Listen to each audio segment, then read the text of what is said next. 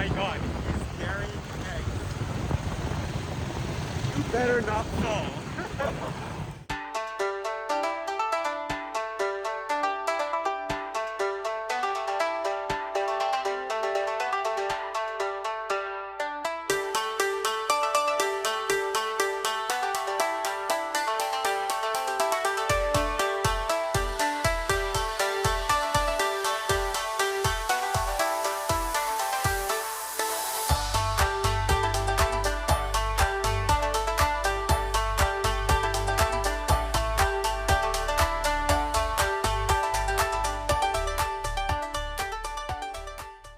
Hey, so as you know, I'm in Vietnam right now, and I wanted to introduce you to my friend, the friend that I'm visiting here in Hanoi.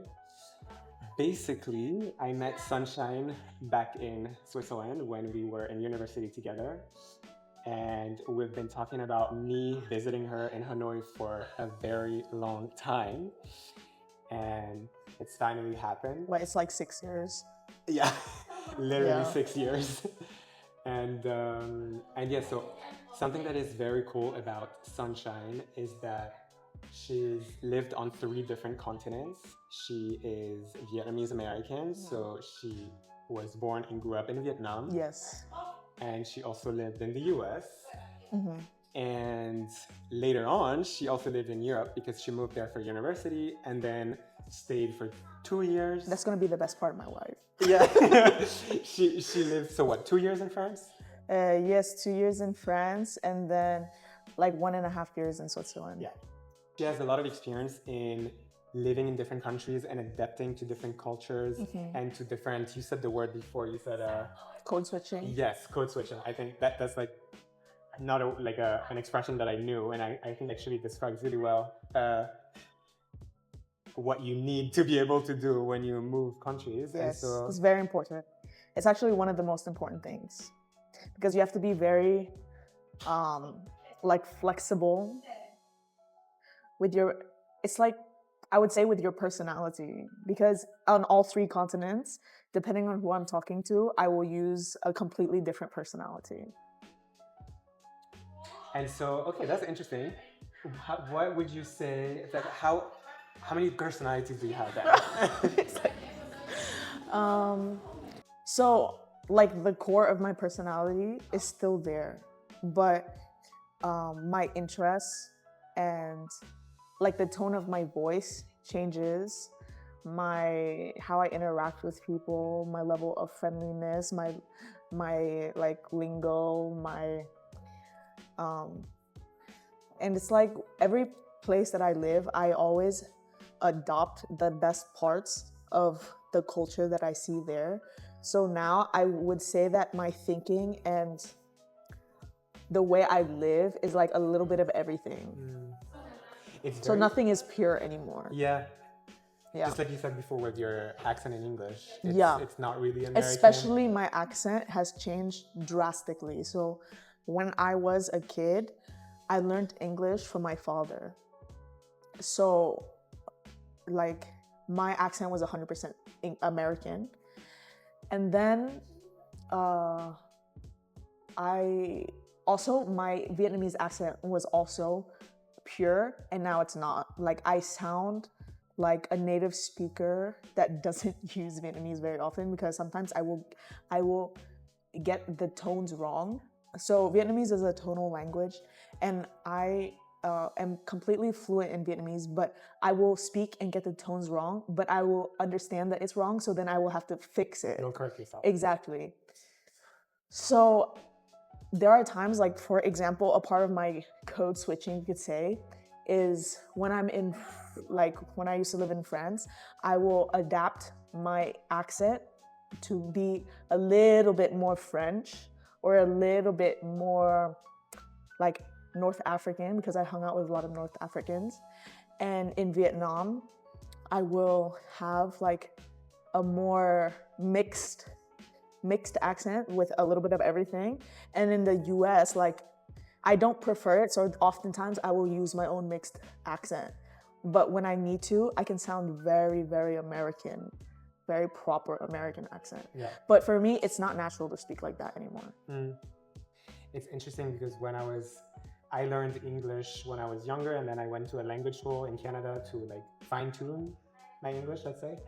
And I met a French guy there, and so we were like speaking French sometimes, but most of the time we were obviously speaking English. And he told me I have a completely different voice and completely different personality in English versus in French. Yeah.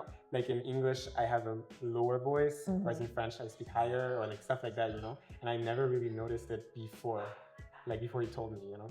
And it's also the way you think in the language is different. In English, since also after I studied business in English, I have, I think, a more organized and like structured way of speaking, whereas in French, it's more like emotional and like, you know?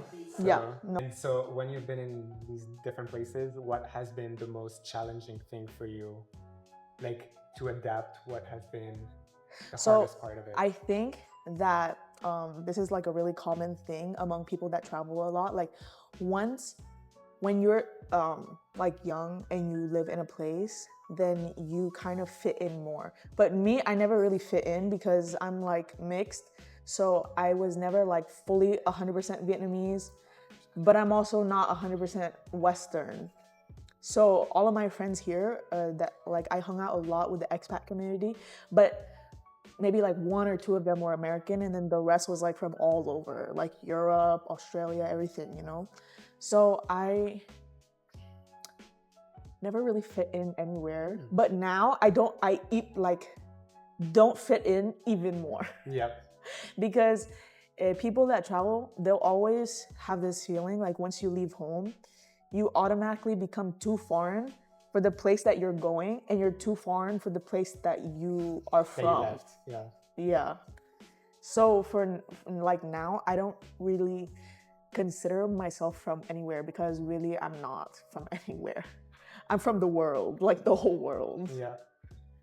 And so if you had to give one piece of advice to someone that wanted to travel, or that someone that wanted to move to a completely different side of the world, what would it be? Be flexible and be curious.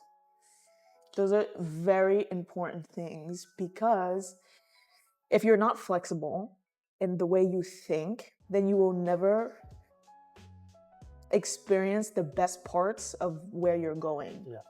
Because you will always only seek out comfort, you know? And when you're not curious, it's the same thing. Like, there are so many people that come to Vietnam and they never try Vietnamese cuisine. That's insane. It's literally the best cuisine. They literally live in the expat part of the city, and they only go to like a few restaurants, and then that's it. And they never actually experience what it means to really live in Vietnam. It's like they want to live in their country, but in Vietnam. That's what we were saying before. Literally, they go abroad to find the community they had back home. So it makes no sense. Like, might as well not travel. Yeah, it's pointless. Yeah. But for me, I've always, I guess, at a young age, I've always had this feeling like I wanted to seek out a place that really felt like home for me. So I never really had an idea of what I was looking for. That's why That's why you're still looking. That's why. Yeah, I think at this point I'm just gonna be forever looking. You know. Yeah. I very much understand this. Yeah. And it's weird because the more you travel and then go back home, the less you feel at home when you go back home. Oh yeah. Like, what is one thing you wish foreigners knew about Vietnam? So Vietnamese people are great at selling. And so they will oftentimes sell an experience to foreigners that is like the furthest thing from a Vietnamese experience. Like, all the places that I have taken you is like the most simple activities, but you will never see a foreigner sitting there because, like, for example, like cuisine, right? There are restaurants that what is it called? Like, the name of the restaurant at the front will be Vietnamese. But when you go inside, you only see foreigners and you don't see a single Vietnamese person, because those places, like, when people think of restaurants, they're like, oh, like cleanliness, like you sit down, it's very proper, but like Southeast Asia is known for street food. Like the authentic food, our It's cuisine, not in the nice restaurant. it's never in a restaurant. Yeah. It's in like this tiny little like alleyway that you can barely even find. Yeah. It's not even on Google Maps. Yeah. So that's why it's but they're great at selling you it. Because So they're you'll like, think you'll have an authentic experience, Yeah. but actually not.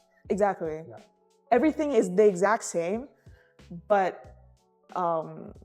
oftentimes when you have that level of proper, That's a red flag. yeah, because that will not be like the best. Like for example, banh mi, right? Yeah. Everybody knows banh mi, but if you go into a restaurant to order banh mi, that's not the authentic banh mi. That banh mi that is authentic is from the little lady in this tiny little alleyway that has like a cart, and that's it. Well, thank you, Sunshine. You're very This has welcome. been very interesting, Yeah. very fun too.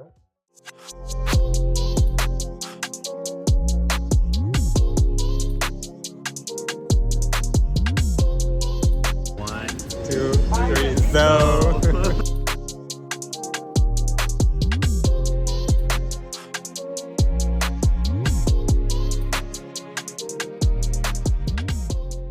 I've been in Vietnam for exactly a week now. I've already seen so much, experienced so much, learned so much. So it's been the perfect introduction to Vietnamese culture, Vietnamese cuisine. And yeah, the first week of this, let's say, new phase of life has just been incredible. And I'm so excited for what's coming next. We're leaving for Sapa tonight. We're taking a night bus.